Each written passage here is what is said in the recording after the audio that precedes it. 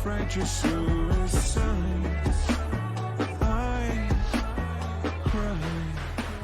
Angels deserve to. Let's get us started. I will ask you to introduce yourself. So I'm gonna name you. And once I name you, please state your pronouns. No one cares! Hey, excuse me. I'm Josh Porter. My pronouns are he, him. I'm a student manager at Highland Park. Hi, I'm Caitlin Everett. My pronouns are she, her, and I am the secondary science TOSA. Hello, everyone. My name is Gretchen. My pronouns are she, her, hers. I'm the Outreach and Engagement Specialist for the district, and I also do LGBTQ+ student and staff support. Hello, everyone.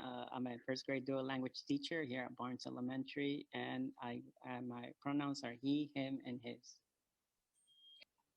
Hola, I'm Marcela Ulibarri. I am a kindergarten teacher at Aloha Huber Park, and my pronouns are ella, she, her, hers. Good afternoon, everyone. My name is Cynthia Moffitt. My pronouns are she, her, hers, and I am the principal at Errol Hassel Elementary School. Good afternoon, everyone. My name is Markina, and I use she and they pronouns, and I'm a school counselor at Beaver Acres. Hello, everyone. I am a fifth grade teacher at Aloha Huber Park, and I use she, her, hers pronouns. Everybody, I go by a noun, queen, and my pronouns are she, her, and hers. I knew I had to do that. You know, okay. What school are you at, Stephanie? Oh, Monica, baby. Oh, I know that. Yeah. Hello, everyone. My name is Carla Bear Curtis. I work in community involvement as a management secretary, and I'm also an interpreter for the district. And my pronouns are she, her, hers, ella. Hello, Catherine Watkins, 8th grade humanities teacher at Cedar Park Middle School, and my pronouns are she, her, we, and us. Hi, my name is Rebecca Armas. I am a dual language teacher at Barnes Elementary Kindergarten. Okay, and I am Juliana Rodarte, and my pronouns she, her, hers, and I am a student manager at the fabulous school, Five Oaks, of course.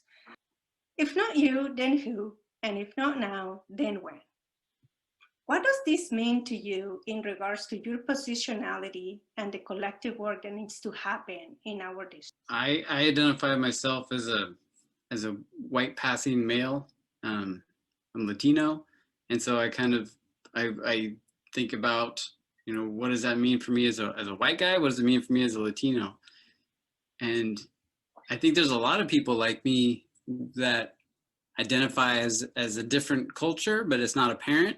And so we experience a lot of secondary racism. We see our family, we see our friends experience racism, and I've heard a lot of racist jokes, you know, told to me about Mexicans, and people just don't know that I'm Mexican. And so part of my role, you know, is activism from that pain. But then also I'm a white guy that, you know, I when I walk into a space, often I'm assumed to be a white guy, so I get a lot of privilege that way, and I'm kind of blind to a lot of things that way. So it's a lot of work to remember that I'm not seeing everything that's happening. It's an everyday job, is presenting myself as a Spanish speaker and presenting myself as Hispanic and being able to serve a community that way. My job is a little bit different from the one of you teachers. So my department is communications and community. So I tend to both the community and also the district. My department is very diverse, and it is a constant work to try to incorporate equity into it. It's not necessarily easy, and you run into, you know, obstacles. Yeah, equity work is not easy, right? Me as a Latina woman, and as an educator and as a mother, I enter every space where I go thinking equity is at the center and front for me, right? I cannot go and interact with anybody without having that lens So let's dig into what that means to us. Like, what are the struggles that we go into and how that affects the people that we are around, but also at the same time, how to influence the people that we are with on a daily basis. Well, if I can kind of bounce on what Marcella had said as well, is just the disorienting work of this when you are starting to embark on anti-racist education and then you're trying to do it, but then it goes against everything that we were taught as teachers in the college, everything that we've been told to do as best practices. And so you're going to be doing all this anti-racism research and you're going to want to start implementing it, but the very structure of our school is going to be like, nah, you can't. And so it's up to us also to make sure that we are holding our admin accountable and saying, no, remember, we're doing this work. Yeah, I can't do this assessment for this child right now because we're actually having to do this hard human work right now. We have to decolonize our classrooms. How far that goes, who knows? But we're really going to start having some disorientation because we're having this new information that doesn't correlate with what our reality has been. Really makes me think about what's the end goal of the work we start, right? When we start our practices of anti-racism and equity and racial equity, it really makes me think about what Bettina Love said at the conference last weekend. What is the end goal of your actions, right? Abolition, right? Because otherwise, why you do it? Do you want to change systems? So then you actually have to do to disrupt every interaction you have, every activity you start. This journey is every day, all day, right? So it's not like you can do it one day and then you don't want to do it anymore, right? And that goes along with what Marcella was saying. Like, what's my purpose as a teacher and what I'm going to do when I am teaching in my classroom with the lens of social justice and equity? I think as a Indigenous person, right, like that can also be a little bit more challenging. In my session, we looked at the collective history of Oregon and United States and race and education.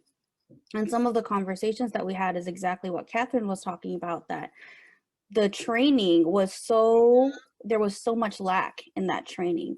And I just wanted to disrupt and point out that we started with 1,000 participants and there's 951. What does that mean as BIPOC educators and as BIPOC folks in this fishbowl and people who are still here? What does that mean to hold our colleagues accountable to continue to do that work? Because as BIPOC, we are doing this every single day. When we step into the room, when we wake up for Zoom. I get dressed in the morning, I'm triggered. I take a shower, I'm triggered. I get in the car, I'm triggered.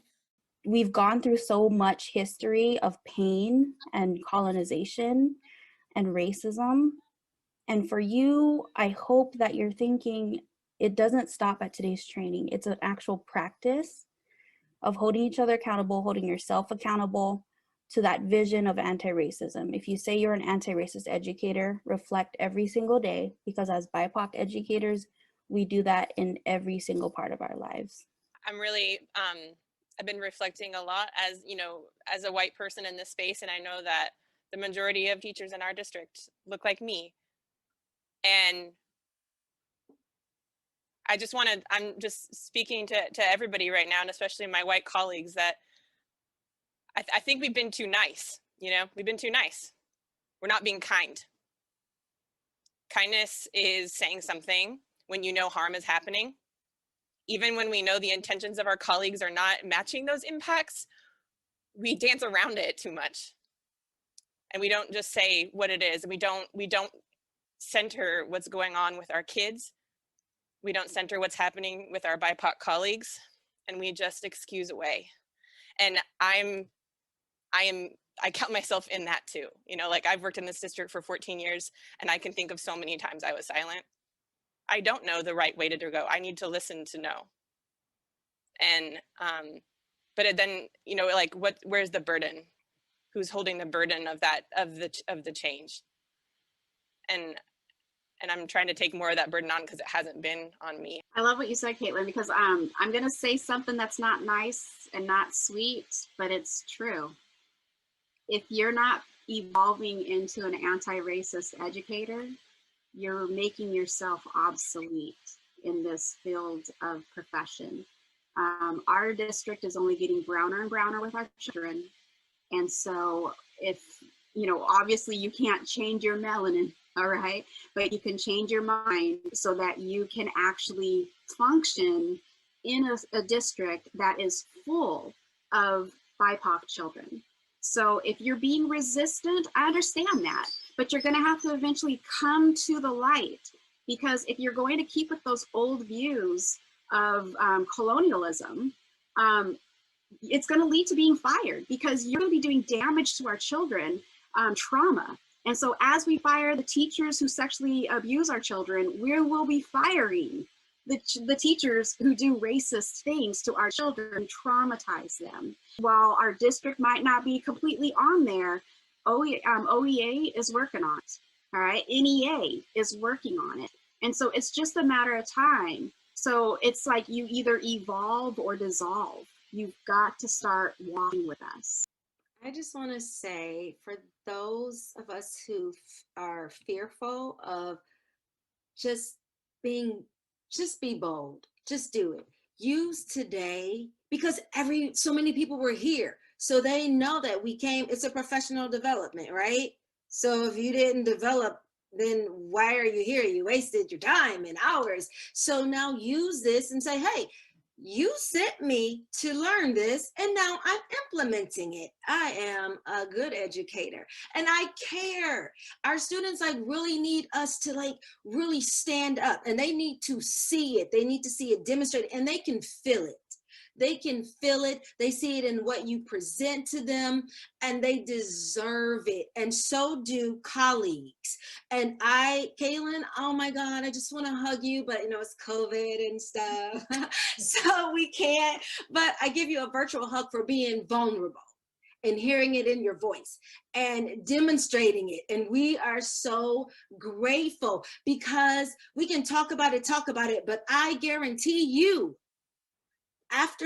when 4 o'clock hits, I'm probably going to be in the bed with my Dove chocolate. If I say I'm hungry, give me some food, good food, organic and vegetables and fruit, please. But give it to me. Don't say, oh, you'll be okay. Just take your time, wait a while, and it will come. I can't wait for the tree to grow. There's orchids everywhere. Give it to me now. How about new? And I just want to piggyback on that, because slapping that right there. So this is the thing that really kills me too. White educators, if you only knew the power that you can bring into yourself, to be that white male teacher, to actually interrupt racism and be like, nah, man, that's not going to happen. When kids, and even kids of color, hear that, it's like, what?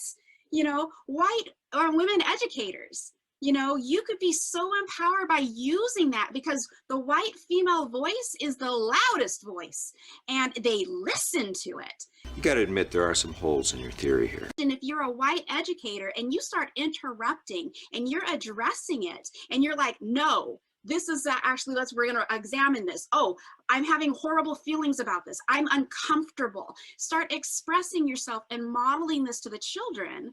And that also decolonizes the classroom, because we've always been like, I'm the professional and you're the child. No, we are a community of learners. So we all get together in that circle and we learn together. So white people, use your voice, because you're also teaching our white students to start interrupting it with their friends and in the classroom, so that you won't even have to do it as much, because they'll start perpetuating it. Wait, one thing, Juliana, just from what they just said, my lovely white people, be as bold as those idiot invaders, insurrectionists about storming that Capitol. Go about this change like them. They're wacky, but you know what to do. So have that same energy. Okay, so be a co-conspirator, right? And put your privilege on the line and embrace the work that we are doing, because that's going to influence everybody around you, and it's going to make the change that we so much needed for our children. Because when they go to school, they are facing all these inequities that we experience, and they don't get to quit. They are there and they live it every day after day. And then what are we doing to make their school experience better, right? So the time is now, yo. Wrong.